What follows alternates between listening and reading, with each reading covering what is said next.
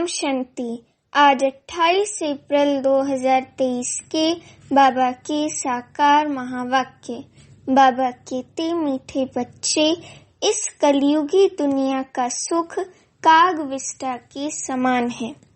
ये दुनिया अब गई की गई, इसलिए इससे लव नहीं रखना है, आसक्ति निकाल देनी है। प्रश्न, किन बच्चों की दिल इस पुरानी दुनिया से नहीं लग सकती है? उत्तर, जो आज्ञाकारी वफादार निश्चय बुद्धि बच्चे हैं, उनकी दिल इस पुरानी दुनिया से लग नहीं सकती, क्योंकि उनके बुद्धि में रहता कि ये तो अब विनाश हुई की हुई। ये तिलस्म जादू का खेल है, माया का भभका है, इसका अब विनाश होना ही है। डैम फटेंगे, अर्थक्वेक होगी, सागर धरनी को हप करेगा। ये सब होना है, nothing new. Sweet home, sweet राजधानी याद है तो इस दुनिया से दिल नहीं लग सकती। गीत, जिसका साथी है भगवान, उसको क्या रोकेगा आंधी और तूफान। बाबा कहते, ओम शांति। ये निश्चय के ऊपर गीत है। जब बाप का बनते हैं, वो बाप आते हैं तो आकर हमारा साथी बनते हैं। बच्चे जानते हैं, बाप जब आते हैं तब ही विनाश के तूफान होते हैं। बाप आते हैं पुरानी दुनिया को खलास कर नई दुनिया स्थापन करने। अर्थक्वेक होगी, समुद्र नीचे से धरती को खा जाएगा, बरसात ऊपर से धरती को खा जाएगी। ये सब होना ही है, सब कुछ एक साथ होगा। गीत तो उन्होंने ऐसे ही बैठ बनाए हैं। तुम ब्राह्मण कुलभूषण बच्चे जानते हो बरोबर पुरानी दुनिया का विनाश होना है। बाप आए ही हैं नई दुनिया को स्थापन करने, नई दुनिया की स्थापना करने। ब्राह्मणों को सारे विश्व का मालिक बनाते हैं। पुरानी दुनिया का विनाश कराए, फिर सारे विश्व की राजाई बच्चों को वर्षे में देते हैं। तुम जानते हो, बाप से नए विश्व के मालिक पने का वर्षा मिलता है। ये पुरानी विश्व तो कोई काम की नहीं है। मनुष्य समझते हैं अब तो स्वर्ग बनता जा रहा है, परंतु ये सब है माया का भक्का। सब चीजें मुल्मे की हैं, सारा राज्य मुल्म का है। ऋणिय के पानी मृग तृष्णा समान है, इसमें मनुष्य खुश होते हैं। आगे जब मुसलमानों का राज्य था तो ये एरोप्लेन मोटरें आदि थोड़ी थी। ये सब माया का भक्का है। कितने प्लान्स बनाते हैं, बच्चे जानते हैं ये सब विनाश होने हैं। अर्थक्वेक होगी, ये डैम आदि सब पानी पानी कर देंगे। मनुष्य समझते हैं इससे सुख मिलेगा, परंतु इन सब से दुख ही मिलेगा। ये एरोप्लेन भी दुखदाई बन पड़ेंगे, बॉम्ब्स गिराएंगे। तो बच्चे ये सब बातें भूल जाते हैं, इसलिए पुरानी दुनिया में दिल लग जाती है। जो बाप के आज्ञाकारी वफादार पूरे मददगार बच्चे बनती हैं, पक्के निश्चय बुद्धि हैं, वे तो जानते हैं कि कुछ भी हो ये कोई नई बात नहीं है। ये तो अनेक बार पुरानी दुनिया का विनाश हुआ है, सो अब होना है जरूर। वे समझते हैं बहुत नई नई चीजें बन रही हैं, स्वर्ग बन रहा है, और तुम बच्चे सिर्फ जानती हो कि ये तो तिलस्म जादू का खेल है। जैसे कोई पुराने सोने को रंग रूप लगाकर चमकदार बना देते हैं, वैसे इस पुरानी दुनिया को भी रंग रूप देकर चमकदार बनाने के सब तरफ प्लान्स बनाते रहते हैं। उनको ये पता ही नहीं है कि विनाश होना है। ये तो तुम ब्राह्मणी जानते हो कि ये पुरानी दुनिया विनाश होनी है। मनुष्य तो कह देते हैं कि ये पुरानी दुनिया विनाश होगी, फिर नई दुनिया भगवान आकर स्थापन करेंगे। पहले ब्रह्मा को रचेंगे, फिर उनसे मनुष्य सृष्टि पैदा होगी। सो तो पता नहीं कब होगा। ये सिर्फ तुम बच्चों को बाप बैठ समझाते हैं। भगवान की है श्रीमत। अब श्रीमत जब कहा जाता है तो जरूर समझना चाहिए ये तो ऊंच भगवान की ही मत है, शिव बाबा की। श्रीमत ब्रह्मा की व विष्णु की नहीं कहते हैं।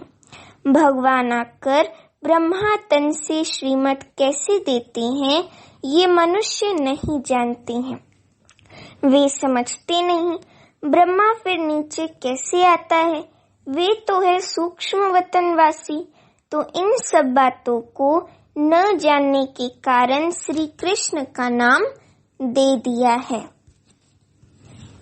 ऐसे भी नहीं हो सकता कि श्री कृष्ण का कोई साधारण रूप है जिसमें परमात्मा प्रवेश करते हैं। ये बातें कोई नहीं जानते। बाप कहते हैं हमारे भी बहुत गुरु किए हुए थे ब्रह्मा बाबा, परंतु कुछ पता नहीं था, भूले हुए थे कि श्रीमत किसकी है। श्रेष्ठ ते श्रेष्ठ तो है निराकार, उनकी ही श्रीमत है। शिवाय नमः कहते हैं ना, उनकी महिमा अपरम अपार है। इन बातों को तुम बच्चे ही जानते हो। ये सब बातें किसको बुद्धि में बिठाने में कितनी मेहनत लगती है। अब भक्तों को भगवान की मत चाहिए, ये तो ड्रामा में नोंद है। गीता के भगवान ने आकर भक्तों को मत दी है, तो भक्तों का उद्धार कैसे हो। भक्त फिर कह देते हैं भगवान सर्वव्यापी है, भक्त ही भगवान है, तो बताओ उनका क्या हाल होगा। अब बाप बैठ समझाते हैं कि भगवान एक है, वे आते ही हैं भक्तों की रक्षा करने। इस समय मनुष्य सब रावण की शोक वाटिका में है। कोई भी मनुष्य साधु संत आदि रक्षा नहीं कर सकते हैं, भक्तों की रक्षा भगवान को करनी है। मनुष्य ये नहीं जानते कि हम पतित दुनिया नरक में निवास कर रहे हैं, पावन दुनिया स्वर्ग को कहा जाता है। ये बातें समझेंगे फिर भी कोटों में कोई। कल्प पहले वाले सीखे लदे बच्चे ही आएंगे। कल्प कल्प तुम सीखे लदे बनते हो, फिर कोई तो पूरा बनते हैं, कोई को तो माया कच्चा ही खा जाती है। बाप को याद ना करने से झट विकार आ जाते हैं। पहला पहला विकार देह अहंकार आया तो फिर औरों की भी चेष्टा होगी। इसलिए बाप कहते हैं देही अभिमानी आत्म अभिमानी बनो, क्योंकि सबको वापस जाना है। यहाँ तो दुख ही दुख है। कलयुगी दुनिया का सुख काग विष्टा के समान है, ये तो सन्यासी भी कहते हैं और तुम भी समझते हो। नरक और स्वर्ग को तुम बच्चे जानते हो।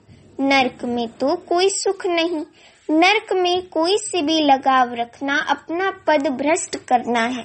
कोई भी चीज में आसक्ति नहीं रखनी है।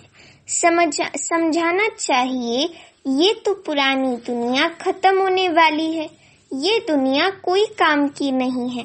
पहले पहली देह अभिमान आने से उनके साथ दिल लगती है। देही अभिमानी फिर इस पुरानी दुनिया से जैसे उपराम रहेंगे, वे होता है हद का वैराग्य, ये है बेहद का वैराग्य। हम इस पुरानी दुनिया को भूलते हैं, ये बिल्कुल ही दुख देने वाली है। इनसे बाकी थोड़ा सा काम लेना है, ये गई की गई, बाकी 2 घड़ी के हम मेहमान हैं। तो ब्राह्मणी कहती हैं कि हम पुरानी दुनिया में 2 घड़ी के मेहमान हैं। हम अपने स्वीट होम स्वीट राजधानी में आकर सुख भोगेंगे। अब हमको जाना है वापस परम धाम। ये पुरानी दुनिया कब्रिस्तान होनी है, इसलिए देह सहित सब कुछ भूल जाना है। ये शरीर पुरानी जूती है, इसको अब छोड़ना है, योग में रहना है। योग में रहने से आयु बढ़ेगी तो हम बाप से वर्षा लेंगे। देह अभिमानी की आयु बढ़ नहीं सकती, उनका देह से प्यार हो जाता है। कोई का शरीर अच्छा है तो देह से प्यार होता है। अच्छी रीति मलते रहेंगे जैसे बर्तन मले जाते हैं। जितना तुम योग में रहेंगे उतना आत्मा प्योर होती जाएगी। फिर लायक बनेंगे नया बर्तन लेने के। हम शरीर को भल कितना भी साबुन, वैसलीन, पाउडर आदि लगाएं, फिर भी पुराना शरीर है ना।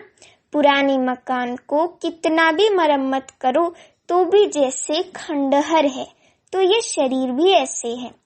अपने से ऐसी ऐसी बातें करेंगे तब बाप और वर्षे से दिल लगेगी, और कोई चीज से दिल नहीं लगानी है। मैं आत्मा हूँ, बाप के पास जाने वाली हूँ। बाप को याद करने से फायदा होता रहता है, आयु बढ़ती रहती है। आत्मा समझती है मैं योग बल से प्योर होती जाती हूँ, ये मेरा शरीर कोई काम का नहीं है। भल सन्यासी पवित्र रहते हैं, परंतु शरीर तो फिर भी पतित है ना। यहाँ कोई का भी शरीर शुद्ध नहीं हो सकता, वहाँ शरीर विष से नहीं बनता। ये बातें तुम बच्चे ही जानते हो। अगर स्वर्ग में भी विकारों से ही पैदाइश होती है तो फिर उनको निर्विकारी क्यों कहते? वहाँ तो आत्मा और शरीर दोनों पवित्र होते हैं। तुम जानते हो इस समय 5 तत्व भी आयरन एजेड हैं, तो शरीर भी ऐसे मिलते हैं, बीमारी आदि हो जाती है। वहाँ कभी शरीर बीमार हो न सके, ये सब समझने की बातें हैं। वहाँ तुम्हारे शरीर भी नए बनते हैं, सतो प्रधान प्रकृति बन जाती है। वहाँ ये दवाइयाँ आदि कुछ भी नहीं होती, शरीर चमकता रहता है, काया कंचन समान बन जाती है। अभी तो लोहे की है। वंडर है ना, काया कैसे बदलती है, कोई पॉलिश तो नहीं की जाती है, काया एकदम कंचन समान हो जाती है। उसको गोल्डन एज कहा जाता है। सोने के शरीर तो नहीं होते हैं। लक्ष्मी नारायण को पारसनाथ, पारसनाथिनी कहते हैं। उन्हों के शरीर देखो कितने सतो प्रधान है, उन्हों की कितनी महिमा है। अभी तो ये 5 तत्व भी तमो प्रधान है, विष से शरीर पैदा होते हैं। वहाँ है योग बल की बात।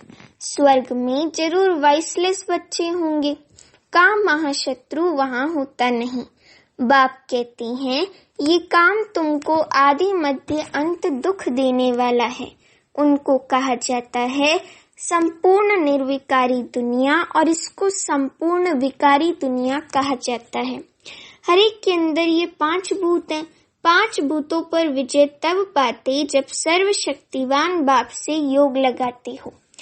जिस योग बल से तुम विश्व का मालिक बनते हो, तो तुम हो इनकॉग्निटो शिव शक्ति सेना। सेना शिव बाबा से योग लगाकर शक्ति ले रही है। वे सर्वशक्तिमान बाप है ही स्वर्ग की राजधानी स्थापन करने वाला गॉडफादर। वे आते ही हैं तुमको स्वर्ग का मालिक बनाने। अभी तुम स्वर्ग के लायक नहीं हो। मैं कल्प कल्प आकर तुम बच्चों को स्वर्ग की राजधानी में राज्य करने के लायक बनाता हूँ। अभी तुम हो नर्क के मालिक। मनुष्य कहते भी हैं फलाना मरा स्वर्गवासी हुआ, बिल्कुल समझते नहीं हैं कि हम नर्क में हैं। स्वर्ग का वास्तव में कोई को पता ही नहीं है।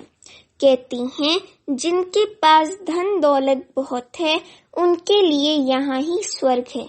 अरे इतनी बीमारियां आदि लगी पड़ी हैं, इसको स्वर्ग कैसे कहेंगे? स्वर्ग तो सतयुग को कहा जाता है, कलयुग में थोड़े ही स्वर्ग है। बाप ने समझाया है ये है विकारी दुनिया। हर एक नारी द्रौपदी पार्वती है। हर एक नारी को अमरनाथ अमर कथा सुनाते हैं।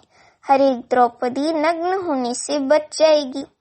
ये बातें बेहद का बाप बैठ समझाते हैं। वे है ही वाइसलेस वर्ल्ड, संपूर्ण निर्विकारी दुनिया। विकार बिल्कुल नहीं।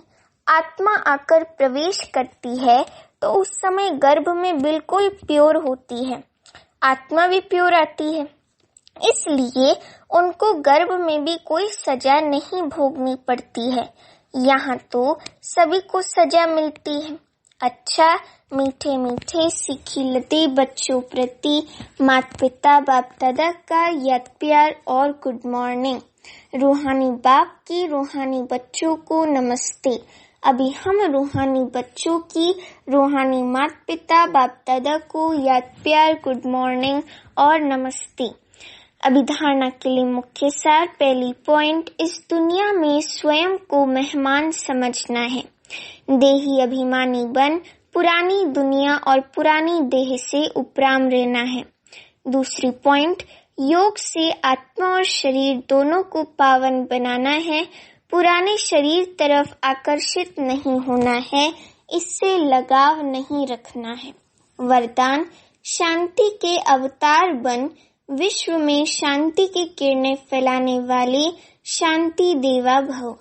वरदान का स्पष्टीकरण, जैसे छोटा सा फायरफ्लाई जुगनों दूर से ही अपनी रोशनी का अनुभव कराता है, ऐसे विश्व की आत्माओं व संबंध संपर्क में आने वाली आत्माओं को महसूस हो कि शांति की किरणें इन विशेष आत्माओं द्वारा मिल रही हैं। बुद्धि द्वारा अनुभव करें कि शांति का अवतार शांति देने आ गए हैं। चारों ओर की अशांत आत्माएं शांति की किरणों के आधार पर शांति कुंड की तरफ खिंची हुई आएं। इस शांति की शक्ति का भी प्रयोग करो। स्लोगन, जिनका स्वयं पर व्यक्तिगत अटेंशन है वे अंतर्मुखी बनकर फिर बाह्य मुक्ता में आते हैं। अच्छा, ओम शांति।